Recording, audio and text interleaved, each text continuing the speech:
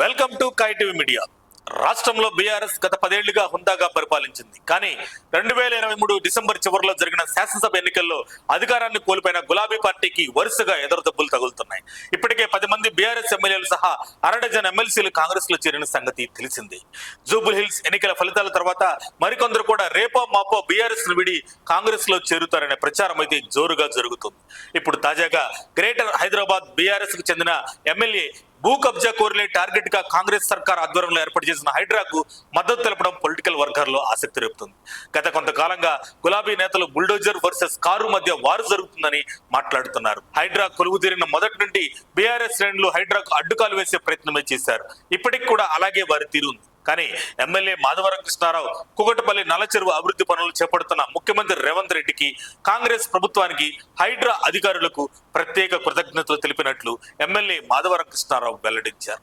నల్లచెరువు పక్కనున్న రైతులు సహకరించడమే వారికి ప్రత్యేక ధన్యవాదాలు కూడా తెలిపారు. నల్ల చెరువు బాధితులకు నష్టపరిహారం అందించాలని, వారికి న్యాయం జరుగుతుందని ఎమ్మెల్యే హామీ ఇచ్చారు. ఆదివారం రోజున ఎమ్మెల్యే మాధవరం కృష్ణారావు నల్ల చెరువు పరిసర ప్రాంతాల్లో పర్యటించారు. కూకట్పల్లి నల్ల చెరువు శుద్ధి కోసం ఎస్టీపీ నిర్మాణ పనులను చేపట్టాలని కూకట్పల్లి ఎమ్మెల్యే మాధవరం కృష్ణారావు రేవంత్ ప్రభుత్వాన్ని డిమాండ్ చేశారు.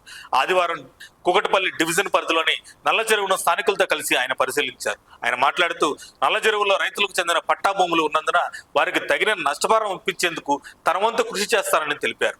చెరువుకు సంబంధించిన ప్రభుత్వ భూమి కేవలం 7.33 ఎకరాలు మాత్రమే ఉందని, మిగతా భూమి అంతా రైతులకు చెందిన పట్టా భూమి అని తెలిపారు. రైతులకు తాము అండగా నిలుస్తామని స్పష్టం చేశారు.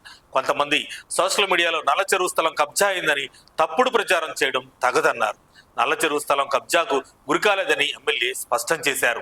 అభివృద్ధి అనంతరం నల్ల చెరువు పేరు మార్చరాదని, నల్ల చెరువుగానే పరిగణించాలని కాంగ్రెస్ ప్రభుత్వానికి ఆయన సూచించారు. మొన్నటి వరకు హైడ్రాకు వ్యతిరేకంగా పావులు కదిపిన గులాబీ ఎమ్మెల్యే మాధవరం కృష్ణారావు ఇప్పుడు హైడ్రాకు సపోర్ట్ ఇవ్వడం గులాబీ వర్గాల్లో చర్చ నడుస్తుంది. గత కొంతకాలంగా ఎమ్మెల్యే మాధవరం కృష్ణారావు కాంగ్రెస్ లో చేరున్నట్టు వార్తలైతే జోరుగా వినిపించాయి. కానీ ఆయన చేరిక మాత్రం జరగలేదు. అయితే ఇప్పుడు హఠాత్తుగా తన స్వరం మారడంతో ఆయన కూడా హస్తంతో జత కట్టనున్నాడా అనే చర్చ పొలిటికల్ వర్గాల్లో నడుస్తుంది. మరిన్ని అప్డేట్స్ కోసం మా కాయ్ టీవీని సబ్స్క్రైబ్ చేసుకోండి. మా వీడియో కనుక మీకు నచ్చినట్లయితే లైక్ చేయండి, షేర్ చేయండి. మీ విలువైన అభిప్రాయాలను కామెంట్ బాక్స్లో తెలియజేయండి.